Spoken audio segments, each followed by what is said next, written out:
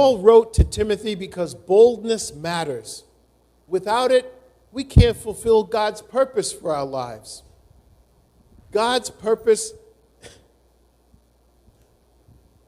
is more for us, is more than making money or being entertained or being comfortable. It is for each of us to use the gifts he gives to us to touch his people and feed a needy world.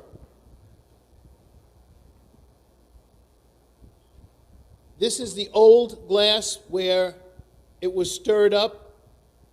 This may be you today. Now, if you look at the old glass, there's just a little bit of the gift left down there. So what are we supposed to do? Stir it up, keep stirring it up until all of those gifts are infused in us. If this is you today, with your gifts buried 20 feet below the sea level, that was me, fearful of diving in. Stir up the gifts. Your God-given talents. There's need for you today, not just in this church, but in this world. I said that things are going to get worse before they get better. Christians, we have to understand that we are living in the last and evil days.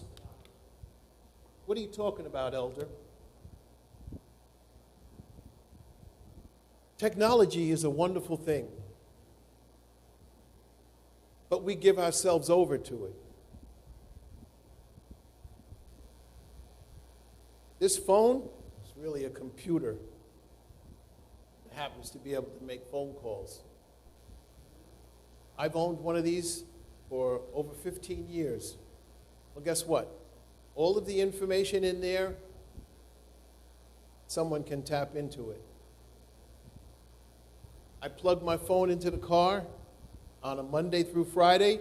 It tells me, without me asking it anything, 40 minutes to get to work. Good morning.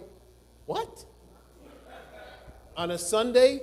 Oh, 10 minutes to get to church. It knows what time I leave my house.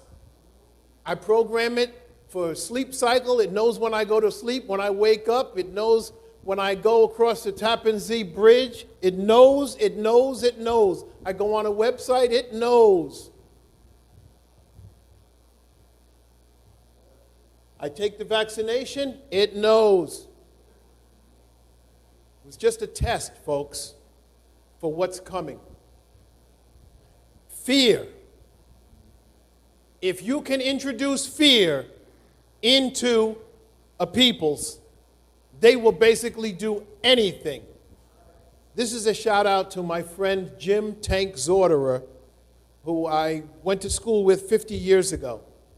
And we were talking about faith over fear.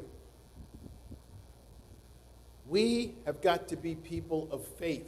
We have got to reject the fear. Do you understand that in the end days, you will not be able to buy nor sell without the mark of the beast? Well, they've been introducing that.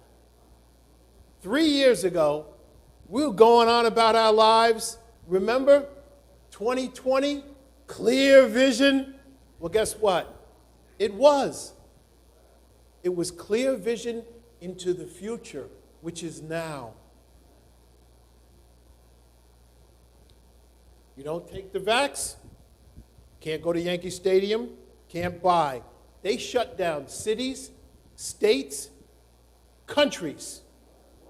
The world was shut down. You can't travel here or there without proof of vaccination. Listen, don't you think that the powers that be took record of who was going to take the shot who was not going to take the shot, who wanted to wear a mask, who didn't want to wear a mask, who was afraid. Listen, I'm not making light of this. People died. Some of my friends died. It was terrible, but it was just the way for the enemy to introduce fear, and fear will make you do crazy stuff. Fear will paralyze you. The enemy has already got his game plan. Listen, one day there's not going to be a dollar bill. I work in the post office. Everyone comes in there. If the machines are down, there's a power outage, they're like, well, how am I going to pay? I got Apple Pay. I got this. I got that. I got digital wallet. It's going to be digital currency. Oh, you don't want to obey? Click. Oh, wait a minute. How come I can't? My Apple Pay isn't working. You've been cut off from your funds. You can't buy nor sell. Come on, people. Wake up. I'm not saying this to scare you. I'm saying this to prepare you. This is what's coming. It's here now. But God has not given us a spirit of fear, but of peace and of love and a sound mind.